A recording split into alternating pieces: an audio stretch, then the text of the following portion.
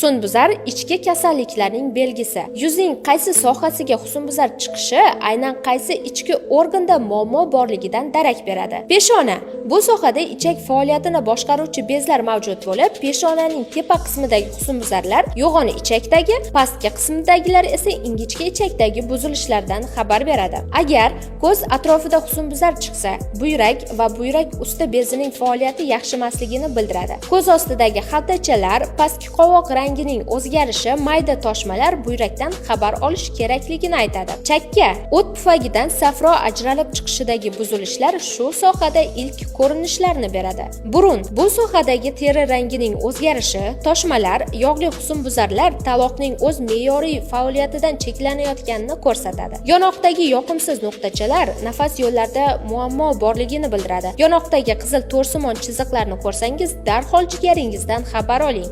Burun lab uchburchagidagi rang o'zgarishi, sezgining yo'qolishi kardiologga borib, yurakni tekshiruvdan o'tkazish kerakligiga ishora qiladi. Videoni yaqinlaringizga jo'natib qo'ying va sahifamizga obuna bo'ling.